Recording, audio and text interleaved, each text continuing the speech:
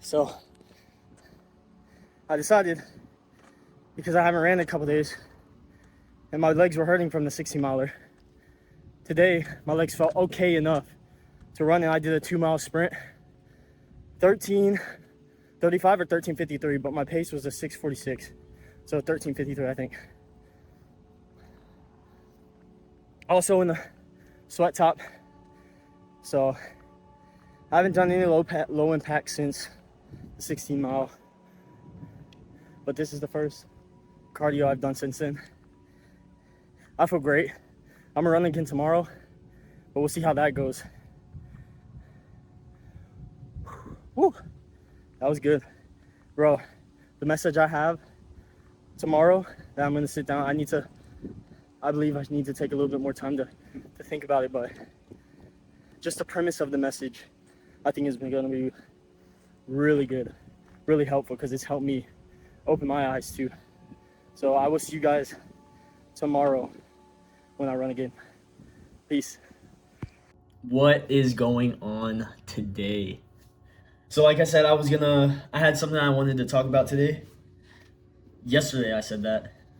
And it was something that came up when I was at a conference this past Saturday for my church. It was a dream team conference, so like the leaders, or not the leaders specifically, but the ones who serve at each location.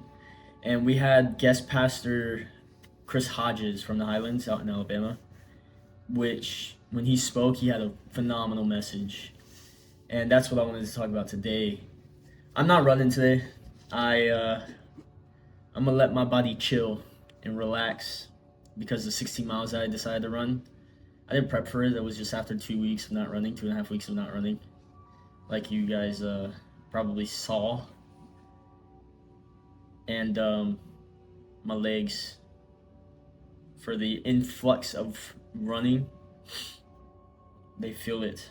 They felt fine yesterday, and I sprinted yesterday, and now my legs are like, nah, bro, relax. So, not running today, but I do have a busy day.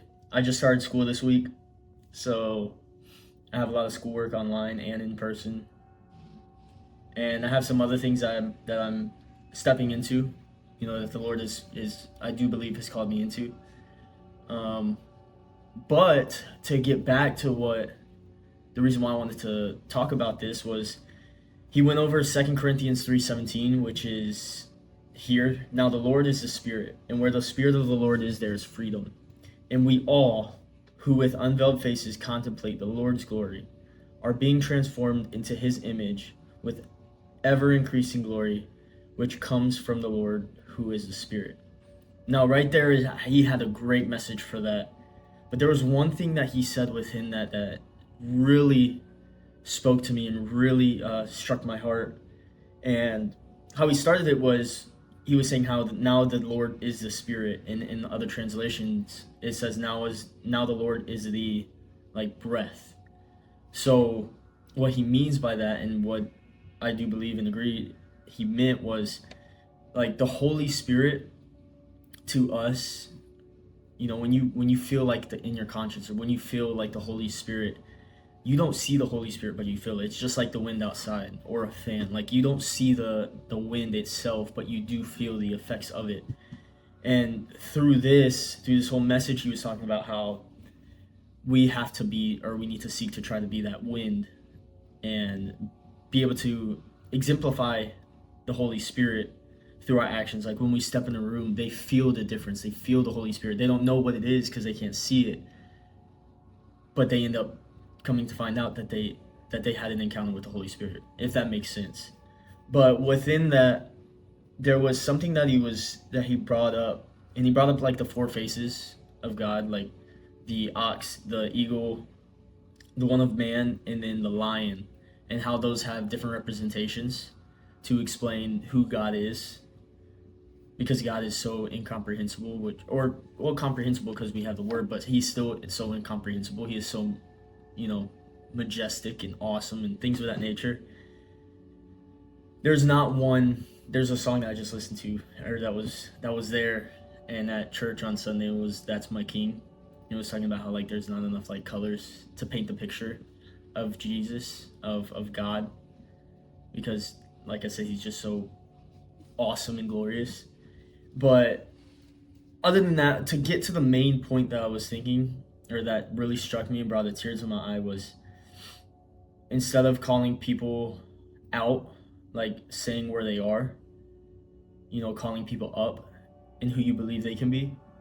And it struck my heart because I thought about, I have a like a basis of where things make sense for me and where I do see myself, and it's like my baseline, and I use this baseline to be able to grow from, right? Or to see where I went wrong, to see what I could do better and see how I can be better. And with this specific thing was, it was to a person, and I would say to this person things that I knew about them. Like, I know you, I see you, I empathize with you, I see you for who you are, because we ended up having a lot of shared time together. But within that, there wasn't a lot of times where I was calling up or saying, I believe you can be this. And my intentions were good. My intentions by calling out was, empathetic. Like, I see you, I hear you, you are seen. And I hope you feel safe. But I don't know if it came off as like, me saying that they're like, listen, I know where I am, and this is a person that I don't want to be, and I want to grow, and I want to be a better person. I want to be, more faithful with my walk with Christ, or whatever the case may be. Because it's like, if somebody were to tell me, hey, you're this, you're this, you're this, and I'm like, dude, I know it. You've said it 5 times already. Don't have to say it anymore. It starts to get annoying. But their intentions were just to be like, listen, I empathize with you. And that's what I was doing. But hearing this, it brought the tears to my eye, because I was like, man, I would do that. But I would never call up and never believe, like, say who I believe they can be, because that's what we should do. We should call others higher. Just like the Lord is calling us to higher, to have more faith, to be deeper into, servanthood and things of that nature, because when we do those things, we become more like Christ, and we are more like Christ.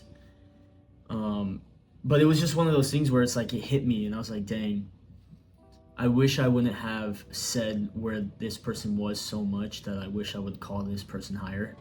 And now this is something I could use even with my friends, a couple days ago. I was starting to write something or starting to text something, and it was like saying, hey, I listen, like I'm listening and I hear you. But within that, I was like, you know what, I need to call them higher, because I do believe that they can be who they want to be and who God is calling them to be. But that's really all I have. Like, that was just something that like struck me, and hopefully it strikes you too, and it leads you to maybe recognizing that maybe you are super empathetic and non-judgmental, and like you just want to listen to people, and you're like, listen, I hear you.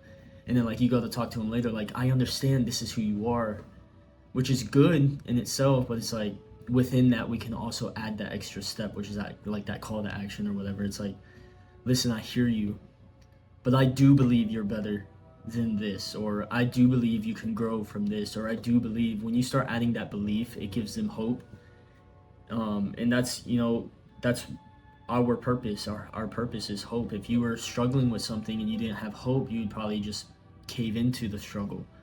And it's just like the marathon thing. It's like, if I didn't have hope for finishing it or the finish line, I'll probably be like, man, I don't even want to do this, right? It's like, if you were to be like the people, the apostles, and the disciples that died for Jesus, like, they died for his name and died for the gospel. Like, their hope was in the Lord, which is why they went to their death for it. Because if they didn't have any hope, they would have obviously they would have still probably died, but it's like they had something to live and to die for. Because it's hope, But I hope this has like just something strikes you. Hope this helps.